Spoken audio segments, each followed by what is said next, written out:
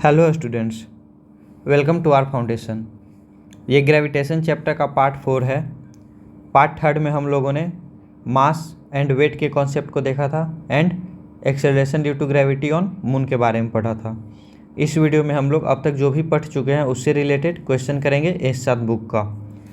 तो first question देखते हैं। What is the value of gravitational constant ji on the earth and on the moon. देखिए, इस जी को हम लोग यूनिवर्सल ग्रेविटेशनल कांस्टेंट बोलते हैं और इसका वैल्यू हर जगह सेम होता है 6.67 इंटू 10⁻⁻11 एंड इसका यूनिट न्यूटन किलोग्राम ये न्यूटन मीटर स्क्वायर पर किलोग्राम स्क्वायर होता है। सेकेंड है, which force is responsible for the moon revolving around the earth. Moon किस फोर्स की वजह से अर्थ के चारों तरफ रिवॉल्व करता है? इसका आंसर हो जाएगा फोर्स ऑफ ग्रेविटी के वजह से। सारे प्लैनेट अपने ऑर्बिट में फोर्स ऑफ ग्रेविटी के वजह से ही मूव करते हैं। प्लैनेट सन के फोर्स ऑफ ग्रेविटी की वजह से मूव करता है एंड जो सैटेलाइट होता है, देखिए मून नेचुरल सैटेलाइट है अर्थ का, तो जो प्लैनेट का सैटेलाइट होता है वो प्लैनेट के फोर्स ऑफ अट्रैक्शन यानी कि ग्रेविटेशनल फोर्स की वजह से मूव करता है। Does the acceleration produce in a freely falling body depends on the mass of the body. नहीं, इसको हम लोगों ने अच्छे से पढ़ा था कि acceleration due to gravity mass of object पे डिपेंड नहीं करता है। एक्सेलरेशन ड्यू टू ग्रेविटी का फॉर्मूला था G/r²। ये m था मास ऑफ अर्थ, तो यहाँ पे मास ऑफ ऑब्जेक्ट नहीं रहता है, इसीलिए एक्सेलरेशन ड्यू टू ग्रेविटी एक फ्रीली फॉलिंग बॉडी का मास पे डिपेंड नहीं करता है। Name the scientist who give the 3 laws of planetary motion. Kepler's दिए थे। Name the scientist who explain the motion of planet on the basis of gravitational force between the sun and planet. इसके बारे में Newton's बताए थे Kepler's के 3rd law को use करके कि फोर्स जो होता है रेडियस के स्क्वायर के इन्वर्सली प्रोपोर्शनल होता है। Distance, R for distance, distance के स्क्वायर के इन्वर्सली प्रोपोर्शनल होता है। State the Kepler's law which is presented by the relation RQ directly proportional to TQ। यहाँ पे डिस्टेंस का क्यूब टाइम के स्क्वायर के डायरेक्टली प्रोपोर्शनल होता है। यह स्टेटमेंट केप्लर्स के 3rd लॉ का स्टेटमेंट है। Which of the Kepler's law of planetary motion led Newton to establish the inverse square rule for gravitational force between 2 bodies. इसके बारे में भी हम लोगों ने पढ़ा था केप्लर्स का 3rd लॉ के हेल्प से। इन्वर्स स्क्वायर लॉ के बारे में न्यूटन से बताया था। इन्वर्स स्क्वायर रूल यही कहता है कि फोर्स जो होता है डिस्टेंस के स्क्वायर के डायरेक्टली इन्वर्सली प्रोपोर्शनल होता है। Name the property of earth which is responsible for extremely small acceleration being produced in it as result of attracted by other small object. तो इसके बारे में भी हम लोगों ने पढ़ा था। अर्थ का मास बहुत ज़्यादा होता है जिसके वजह से इस पर एक्सेलरेशन बहुत कम प्रोड्यूस होता है, negligible, next to 0। What is the acceleration produce in a freely falling body of mass 10 kilogram. देखिए, कोई भी बॉडी जब फ्रीली फॉल करता है तो उस पर 9.8 मीटर पर सेकेंड स्क्वायर का ही एक्सेलरेशन लगता है, उसका मास कुछ भी हो। मतलब फ्रीली फॉलिंग बॉडी का, देखिए यहाँ पे फ्रीली फॉलिंग बॉडी का एक्सेलरेशन मास पे डिपेंड नहीं करता है। When an object is dropped from a height it accelerates and fall down. Name the force which accelerate the object. कोई भी ऑब्जेक्ट जब फ्री फॉल करता है तो इस पर ग्रेविटेशनल फोर्स लगता है जिसकी वजह से ये एक्सेलरेट होते जाता है। इस पर 9.8 मीटर पर सेकेंड स्क्वायर का ग्रेविटेशनल फोर्स की वजह से एक्सेलरेशन लगता है। Give the formula for gravitational force F between 2 bodies of mass M and M kept at a distance D from each other. यहाँ पे ग्रेविटेशनल फोर्स का फॉर्मूला लिखना है आपको। फोर्स इक्वल टू क्या हो जाता है G m1 इंटू M2 यहाँ पे स्मॉल कैपिटल एम और स्मॉल एम है बाई डिस्टेंस का स्क्वायर होता है। यहाँ पे डिस्टेंस ये है तो डिस्टेंस का स्क्वायर, ये फॉर्मूला हो जाएगा। What force is responsible for the earth revolving around the sun? Earth sun के चारों तरफ सन के ग्रेविटेशनल फोर्स की वजह से मूव कर रहा है। What name has been given to the force which two object lying apart attract each other? दो ऑब्जेक्ट एक दूसरे से दूर है, मतलब दो ऑब्जेक्ट अलग अलग लोकेटेड है, ये दोनों एक दूसरे को किस फोर्स से पुल करता है? तो इसका नाम है ग्रेविटी, ग्रेविटेशनल फोर्स। हम लोगों ने पढ़ा था कि दुनिया में जितना भी ऑब्जेक्ट है एक दूसरे को ग्रेविटेशनल फोर्स से अपने तरफ पुल करते रहता है, और ये ग्रेविटेशनल फोर्स जो है एक फोर्स ऑफ अट्रैक्शन होता है। What type of force is involve in the formation of tides in the sea? यहाँ पे भी ग्रेविटेशनल फोर्स ही था, हम लोगों ने पढ़ा था मून और सन का ग्रेविटी जो होता है सी वाटर को अपने तरफ पुल करता है। नेक्स्ट है which force is responsible for holding the solar system together? Solar system together भी फोर्स ऑफ ग्रेविटी के वजह से ही एक साथ है। देखिए ये सन हो गया, ये फर्स्ट प्लैनेट पे फोर्स लगा करके इसको अपने ऑर्बिट में मूव कराते रहता है, सेकंड प्लैनेट पे भी सन ही फोर्स लगा करके इसको भी अपने ऑर्बिट में मूव कराते रहता है, थर्ड नंबर पे भी जो प्लैनेट होता है उस पर भी सन अपना फोर्स ग्रेविटेशनल फोर्स लगा करके मूव कराते रहता है। मतलब ग्रेविटेशनल फोर्स ही है जो कि सोलर सिस्टम को एक साथ होल्ड किए रहता है। What is the weight of 1 kilogram mass on the earth? तो मास कभी चेंज नहीं होता है, अच्छा सॉरी वेट पूछ रहा है ना, 1 किलो। देखिए वेट बराबर क्या होता है, मास इंटू एक्सेलरेशन। ये तो हम लोगों ने पढ़ा था कि 1 kg का कोई बॉडी है, कोई बॉडी का मास 1 kg है तो उसका अर्थ पे वेट होता है 9.8 मीटर पर सेकेंड, सॉरी 9.8 न्यूटन। देखिए वेट इक्वल टू क्या होता है, mass into acceleration due to gravity. Mass है 1 kilogram, acceleration due to gravity है 9.8, तो ये हो जाएगा 9.8 newton. On what factors does the weight of a body depend? एक बॉडी का वेट किस पे डिपेंड करता है? वेट इक्वल टू mg होता है, मास तो कांस्टेंट होता है हर जगह, तो सिर्फ g पे डिपेंड करता है। एक्सेलरेशन ड्यू टू ग्रेविटी पे वेट डिपेंड करेगा किसी भी ऑब्जेक्ट का। As the altitude of body increases do the weight and mass both varies? देखिए एल्टीट्यूड इंक्रीज करने का मतलब हुआ ये अर्थ है तो इससे हाइट इंक्रीज करते जाना, जितना हाइट इंक्रीज करेगा उतना ज़्यादा एल्टीट्यूड इंक्रीज करेगा।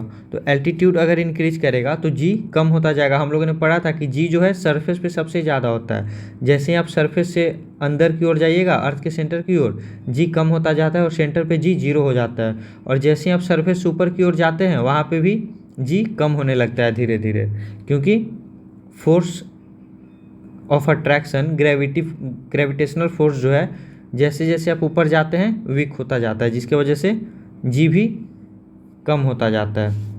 तो यहाँ पे क्वेश्चन है as altitude of a body increases do weight and mass both vary? तो मास तो हर जगह सेम ही होता है बट वेट जो है वेरी करेगा, जैसे ही ऊपर की ओर आते जाएगा वेट जो है वो कम होता जाएगा। नेक्स्ट है if the same body is taken to place having different gravitational field strength then what will vary its weight और मास? तो कह रहा है कि अगर सेम बॉडी को आप अलग अलग लोकेशन पे ले जाते हैं जहाँ पे ग्रेविटेशनल फील्ड अलग अलग है तो वहाँ पे क्या वेरी करेगा? तो मास तो कांस्टेंट ही रहेगा हर जगह, वेट वेरी करेगा। If the mass of an object be 10 kilogram what is its weight? देखिए मास दिया हुआ है 10 किलोग्राम तो वेट पूछ रहा है, जी दिया हुआ है 9.8, तो weight equal to mass into acceleration due to gravity. G दिया हुआ है 9.8 मीटर पर सेकेंड स्क्वायर, वेट है 10 किलोग्राम, तो 10 इंटू 9.8 यहाँ पे हो जाएगा 98 newton weight. A body has a weight of 10 kilogram on the surface of earth what will be its weight when it taken to the centre of the earth? देखिए centre पे क्या होता है, अर्थ के सेंटर पे जी 0 होता है तो वहाँ पे वेट 0 हो जाएगा। वेट पूछ रहा है सेंटर ऑफ अर्थ पे तो 0 हो जाएगा। Write down the weight of a 50 kilogram mass on the earth. Weight equal to mass into acceleration due to gravity, mass हो गया 50, एक्सेलरेशन ड्यू टू ग्रेविटी है 9.8। इसको सॉल्व कर लीजिएगा, आंसर आ जाएगा। If the weight of a body on earth is 6 newton, what will be it on the moon. तो weight जो अर्थ पे होता है, weight on moon by weight of earth, इसका रेशियो 1/6 था। मतलब अर्थ पे जो वेट होगा उसका 1/6 मून पे हो जाता है। तो अर्थ पे 6 न्यूटन है तो मून पे हो जाएगा 6 का 1/6 तो ये हो जाएगा 1 न्यूटन मून पे। State the whether the following statements are true और फॉल्स। अब falling stone also attract the earth, सही बात है। हम लोगों ने पढ़ा था ये अर्थ है, ये एक स्टोन है जो कि नीचे फॉल कर रहा है, तो अर्थ इस पे ग्रेविटेशनल फोर्स लगाता है। अर्थ इसको ग्रेविटेशनल फोर्स से अपने तरफ पुल करता है, जिसकी वजह से नीचे गिरता है। एंड न्यूटन्स थर्ड लॉ के अकॉर्डिंग ये ऑब्जेक्ट जो है वो भी सेम फोर्स से अर्थ को अपने तरफ पुल करता है, बट अर्थ का मास बहुत ज़्यादा होता है, जिसकी वजह से अर्थ में मूवमेंट नहीं हो पाता है। तो अ falling stone also attract the earth, सही है, तो ये ट्रू हो जाएगा। The force of gravitation between the two object depends on the nature of medium between them, नहीं, ये भी हम लोगों ने पढ़ा था। फोर्स ऑफ अट्रैक्शन जो होता है, जो ग्रेविटेशनल फोर्स होता है, ये सिर्फ G/m/r², इस पे डिपेंड करता है। दो ऑब्जेक्ट के बीच में मीडियम क्या है इस पे डिपेंड नहीं करता है, तो ये फॉल्स हो जाएगा। ये ट्रू था first one. The value of G on the moon is about 1/6 of the value of G on the अर्थ, ये भी गलत है। G यूनिवर्सल ग्रेविटेशनल कांस्टेंट होता है, यूनिवर्सल ग्रेविटेशनल कांस्टेंट होता है। यूनिवर्सल मतलब हर जगह इसका वैल्यू सेम ही रहेगा विदाउट एनी एक्सेप्शन। तो G का वैल्यू जितना मून पे रहेगा उतना ही अर्थ पे भी रहेगा। ये एक्सेलरेशन ड्यू टू ग्रेविटी का वैल्यू हो जाता है मून पे 1/6 डेट ऑफ अर्थ। अगर अर्थ पे G है एक्सेलरेशन ड्यू टू ग्रेविटी, तो मून पे हो जाएगा acceleration due to gravity G/6। The acceleration due to gravity acting on a freely falling body directly proportional to the mass of the body, नहीं। Acceleration due to gravity हमने इधर भी कहीं देखा था किसी क्वेश्चन में, एक्सेलरेशन ड्यू टू ग्रेविटी जो होता है बॉडी के मास पे डिपेंड नहीं करता है, तो ये फॉल्स हो जाएगा।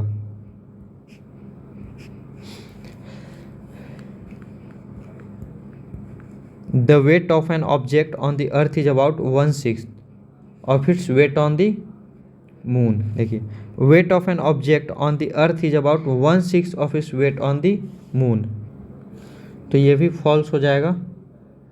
अर्थ पे वेट ज़्यादा होता है, मून पे 1/6 होता है, बट यहाँ पे उल्टा लिख रहा है। यहाँ पे कह रहा है कि मून पे अगर m है तो अर्थ पे हो जाएगा m/6, ये उल्टा बोल रहा है, तो ये भी फॉल्स हो जाएगा। Fill in the blanks with the suitable word. The acceleration due to gravity on the moon is about 1/6 of that on the earth.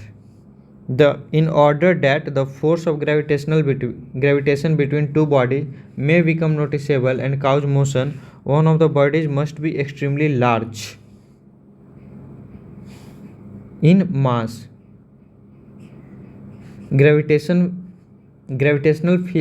Gravitational force को फील करने के लिए और ग्रेविटेशनल फोर्स की वजह से मोशन प्रोड्यूस करने के लिए एक बॉडी को एक्सट्रीमली लार्ज मास वाला होना चाहिए। एक बॉडी का मास एक्सट्रीमली लार्ज होना चाहिए, तभी ग्रेविटेशनल फोर्स फील होगा। The weight of an object on the earth is about 6 times, यहाँ पे हो जाएगा 6 times of its weight on the moon. मतलब मून पे अगर वेट m है तो अर्थ पे वेट हो जाएगा 6m, अर्थ पे 6 टाइम्स ज़्यादा होता है। The weight of an object on the moon is about of its weight on the अर्थ, यहाँ पे स्टेटमेंट उल्टा है। अर्थ पे जो वेट होगा उसका कितना मून पे होगा, तो 1/6 होगा। अर्थ पे m होगा तो मून पे हो जाएगा m/6। स्टेटमेंट को समझिए अच्छे से, पढ़िए क्वेश्चन को अच्छे से, उल्टा मत कर दीजिएगा। इसमें सेंटेंस को अच्छे से समझिए, उसका मतलब समझिए पहले। The value of G on the earth is about, देखिए अर्थ पे G का वैल्यू कितना होता है मून से, date of on the moon, moon पे G है तो अर्थ पे हो जाएगा 6g। अर्थ पे कितना होता है? 6 टाइम ज़्यादा होता है, तो यहाँ पे 6 टाइम्स हो जाएगा। नेक्स्ट है the weight of a body is 6 Newton on the moon, it will be about, moon पे 6 न्यूटन का है तो अर्थ पे 6 टाइम ज़्यादा हो जाएगा इससे, तो 6 × 6 = 36 न्यूटन हो जाएगा। नेक्स्ट है explain what is meant by this equation. इस इक्वेशन का मतलब बताइएगा। एक्सेलरेशन ड्यू टू ग्रेविटी है, ये यूनिवर्सल ग्रेविटेशनल कांस्टेंट है, ये मास है प्लैनेट का और ये है डिस्टेंस। तो इसके बारे में तो पढ़े ही हम लोग। Where the symbol of their usual meaning, ये एक्सेलरेशन ड्यू टू ग्रेविटी को एक्सप्लेन करता है। What do you mean by the term free fall. Free fall का मतलब क्या होता है? कोई ऑब्जेक्ट सिर्फ ग्रेविटेशनल फोर्स के इन्फ्लुएंस से फॉल कर रहा है, इस पर कोई एक्सटर्नल फोर्स नहीं लग रहा है, इसी को फ्री फॉल बोलते हैं। During a free fall will heavier object accelerate more than the lighter one. नहीं, फ्री फॉल के वक्त कह रहा है कि दो ऑब्जेक्ट, एक हैवी है, एक हैवी है और एक लाइट है, तो क्या हैवियर वन जो होता है ज़्यादा एक्सेलरेट होता है? तो नहीं, इसका आंसर नो होगा, क्योंकि एक्सेलरेशन ड्यू टू ग्रेविटी मास पे डिपेंड नहीं करता, मास पे डिपेंड नहीं करता है, do not depend upon mass. Can we apply Newton's third law to the gravitational force. Newton's third law को हम लोग ग्रेविटेशनल फोर्स पे अप्लाई कर सकते हैं? तो हाँ, हम लोग करते हैं। ग्रेविटेशनल फोर्स जो अभी थोड़ा देर पहले हम लोगों ने क्वेश्चन किया था कि अर्थ है, ये ऑब्जेक्ट है, तो अर्थ इसको अपने तरफ ग्रेविटेशनल फोर्स से पुल कर रहा होता है, बदले में ऑब्जेक्ट भी अर्थ को अपने तरफ सेम फोर्स से पुल करते रहता है। तो यहाँ पे न्यूटन्स थर्ड लॉ की वजह से ही पुल करते रहता है, तो यहाँ पे यस अप्लाई कर सकते हैं। Give reason for the following. The force of gravitation between two cricket ball is extremely small but that between a cricket ball and the earth is extremely large. देखिए, ग्रेविटेशनल फोर्स इक्वल टू होता है G/m/r²। तो दो cricket ball का मास कितना होगा? बहुत कम होगा। ये भी फर्स्ट क्रिकेट बॉल का मास होता ही कितना है? बहुत कम, 100 ग्राम, 50 ग्राम, इस तरह का होगा। बट एक क्रिकेट बॉल और एक अर्थ के बीच में बोल रहा है कि ग्रेविटेशनल फोर्स बहुत ज़्यादा होता है। तो अर्थ और क्रिकेट बॉल के बीच में ग्रेविटेशनल फोर्स इसलिए ज़्यादा होता है क्योंकि इस केस में जो मास ऑफ अर्थ होता है ये बहुत ही ज़्यादा हो जाता है, मास ऑफ अर्थ बहुत ज़्यादा हो जाता है, जिसकी वजह से यहाँ पे ग्रेविटेशनल फोर्स ज़्यादा हो जाता है। Describe how the gravitational force between two object depends on the distance between them. तो इसको हम लोगों ने प्रूव करा था इन्वर्स स्क्वायर रूल से, केप्लर्स के थर्ड लॉ से। ग्रेविटेशनल फोर्स जो है किस तरह डिपेंड करता है? डिस्टेंस पे। तो ये डिस्टेंस के स्क्वायर के इन्वर्सली प्रोपोर्शनल होता है, इसको हमने प्रूव भी किया था। नेक्स्ट है what happens to the gravitational force between two object when the distance between them is double. देखिए, फोर्स क्या था? इन्वर्सली प्रोपोर्शनल था r² के। तो अगर आप डिस्टेंस को डबल कर दीजिएगा, इन्वर्सली प्रोपोर्शनल है ना, मतलब अगर r बढ़ेगा तो फोर्स जो है कम होगा, r बढ़ेगा तो फोर्स कम होगा, और r कम होगा तो फोर्स ज़्यादा होगा, क्योंकि ये इन्वर्सली प्रोपोर्शनल है। तो यहाँ पे आप r को डबल कर दिए, ज़्यादा कर दिए, तो फोर्स क्या हो जाएगा? फोर्स कम हो जाएगा। डिस्टेंस को आप ज़्यादा कीजिएगा तो फोर्स कम होगा। यहाँ पे आप डिस्टेंस को डबल कर दिए और यहाँ पे r² है, तो अगर 2r² आप कीजिएगा तो ये 4 टाइम्स हो जाएगा ना, ये 4r² हो जाएगा। इसका मतलब फोर्स जो है F/4 हो जाएगा, ठीक है, फोर्स 1/4 हो जाएगा। और अगर आप डिस्टेंस को हाफ कर दीजिएगा, force directly proportional to r² है, और अगर आप इसको हाफ कर दीजिएगा तो यहाँ पे हो जाएगा 1/r/2 का स्क्वायर हो जाएगा। तो यहाँ पे हो जाएगा 1/r², और ये 2 2 जा 4 ऊपर चला जाएगा, तो यहाँ पे हो गया 4r²। मतलब फोर्स जो है डिस्टेंस कम कर रहे हैं ना, तो फोर्स ज़्यादा हो जाएगा, तो यहाँ पे डिस्टेंस 4 टाइम्स हो जाएगा। सॉरी, डिस्टेंस कम कर रहे हैं ना तो फोर्स ज़्यादा हो जाएगा। तो यहाँ पे डिस्टेंस को आप हाफ कर रहे हैं तो फोर्स 4 टाइम्स मल्टीप्लाई कर जाएगा। State 2 application of universal law of gravitation. हम लोगों ने पढ़ा था यूनिवर्सल लॉ ऑफ ग्रेविटेशन का यूज़ करके हम लोग कोई भी हेवनली बॉडी, सपोज कीजिए सन या फिर मून के मास को फाइंड आउट करते हैं। ग्रेविटी के वजह से ही, ग्रेविटेशनल फोर्स के वजह से हमारा इन्वायरमेंट हमारे आसपास एग्जिस्ट करता है, एटमॉस्फेयर एग्जिस्ट करता है। ग्रेविटेशन के वजह से ही बारिश होती है। तो हम लोगों ने 5-6 एप्लीकेशन पढ़ा था पहले, तो यहाँ पे 2 ही लिखना है, तो आप लिख लीजिएगा। Explain why if a stone held in our hand is released it fall towards earth. जब आपके हाथ में एक स्टोन होता है और उसको जब आप छोड़ देते हैं तो अर्थ पे गिरता है, ग्रेविटेशन की वजह से अर्थ उसको अपने तरफ ग्रेविटी से पुल करता है। Calculate the force of gravitation between 2 object of masses 50 kilogram and 120 kilogram respectively kept at a distance of 10 metre from the one another. यहाँ पे बोल रहा है जी का वैल्यू देखिए 6.7 इंटू 10⁻11 लेना है यहाँ पे। तो फोर्स निकालना है, 2 बॉडी के बीच में ग्रेविटेशनल फोर्स निकालना है। एक का मास है 50, एक का मास है 120 और दोनों के बीच में डिस्टेंस है 10 मीटर। तो फोर्स ऑफ ग्रेविटेशन निकालिएगा जी से, जी का फोर्स ऑफ ग्रेविटेशन आप निकालिएगा G m1 m2 by r square से। तो यहाँ पे जी का वैल्यू हो जाएगा 6.7 इंटू 10⁻11 इंटू m1 हो जाएगा 50 किलोग्राम, m2 हो जाएगा 120 किलोग्राम बाई डिस्टेंस स्क्वायर हो जाएगा 10 मीटर का स्क्वायर। इसको सॉल्व कीजिएगा, तो ये आ जाएगा 4 इंटू 10⁻⁹ न्यूटन आ जाएगा इसका आंसर। आप लोग सॉल्व कर लीजिएगा खुद से। नेक्स्ट है what is the force of gravity on a body of mass 150 kilogram lying on the surface of the earth. Force of gravity निकालना है यहाँ पे। तो force of gravity equal to हो जाता है mass into acceleration, force equal to हो जाता है जी m1 m2 by r square. तो यहाँ पे लाइंग ऑन सरफेस ऑफ अर्थ है, तो यहाँ पे डिस्टेंस हो जाएगा रेडियस ऑफ अर्थ, हो जाएगा यहाँ पे डिस्टेंस। और अर्थ का मास यहाँ पे दिया हुआ है, रेडियस ऑफ अर्थ भी यहाँ पे दिया हुआ है और जी का वैल्यू भी दिया हुआ है। तो इसी फॉर्मूला से निकाल लीजिएगा, force equal to G mass of earth by mass of object by radius of earth का स्क्वायर। मास ऑफ अर्थ दिया हुआ है, ऑब्जेक्ट का मास दिया हुआ है 150 किलोग्राम, ऑब्जेक्ट का मास भी दिया हुआ है, जी का वैल्यू आपको पता है, रेडियस ऑफ अर्थ भी दिया हुआ है। तो इसको कैलकुलेट करके फोर्स निकाल लीजिएगा।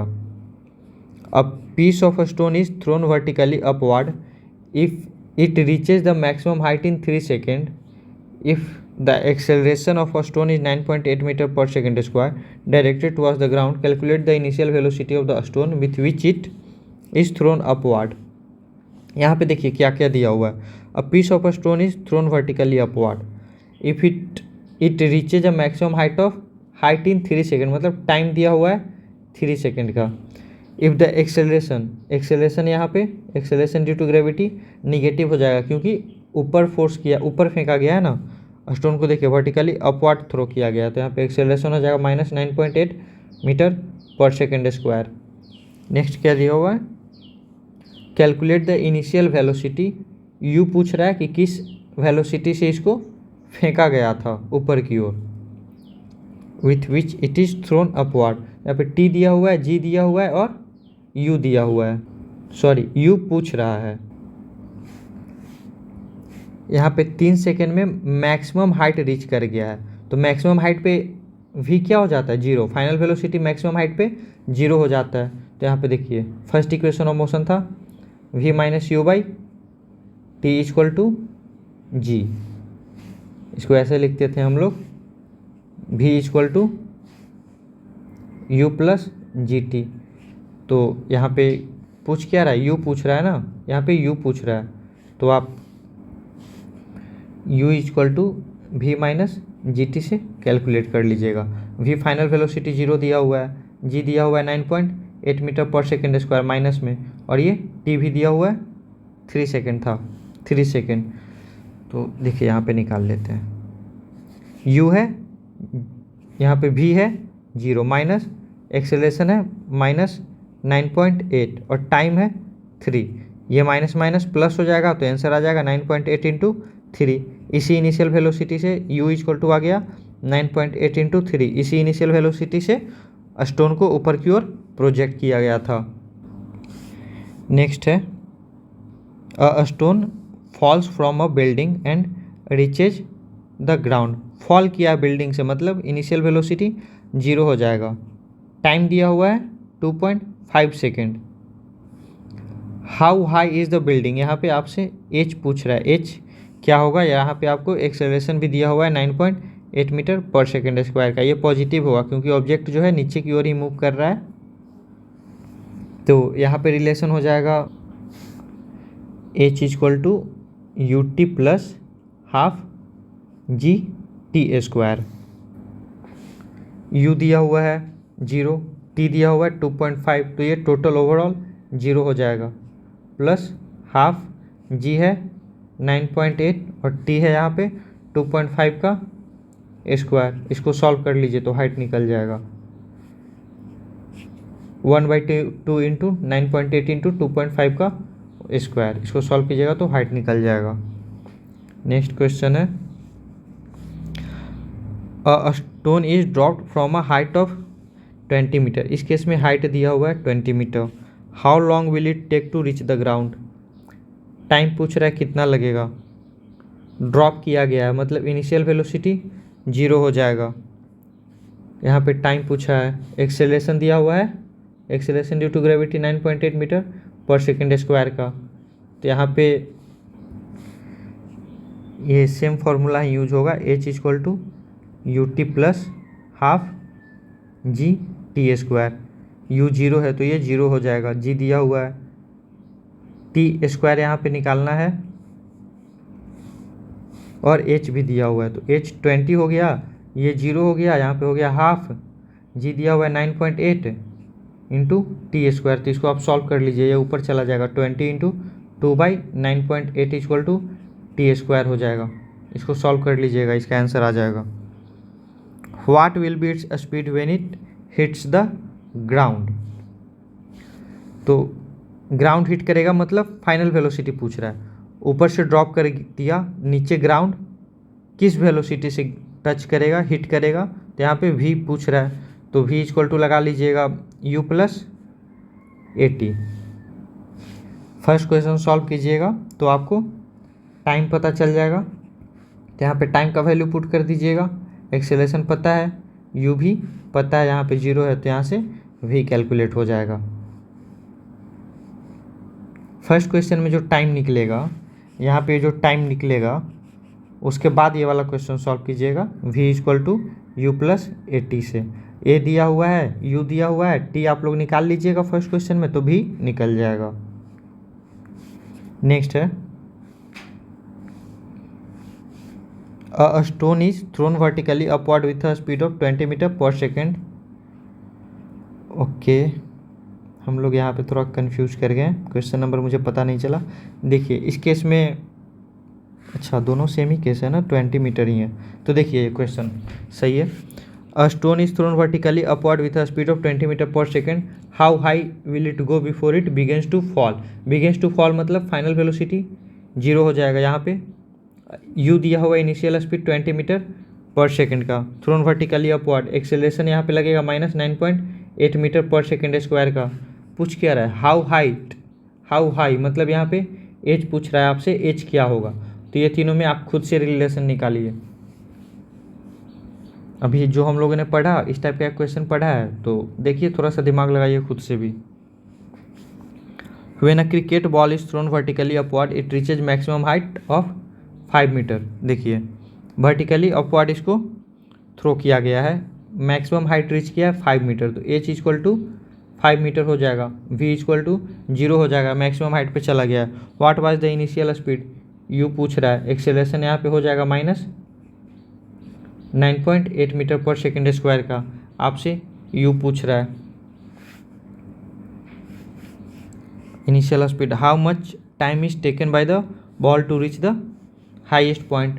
टाइम पूछ रहा है हाईएस्ट पॉइंट पे जाने में कितना लगेगा। तो इसको भी आप खुद से सॉल्व कीजिए। ये 41, 42 खुद से सॉल्व कीजिए, बन जाना चाहिए आपसे। नहीं बनेगा तो फिर आप लोग कमेंट में पूछिएगा, मैं बताऊंगा। यहाँ पे जी आपको 10 मीटर पर सेकेंड स्क्वायर सपोज करना है। नेक्स्ट है write the difference between mass and weight of an object, ये भी मैंने कराया हुआ है।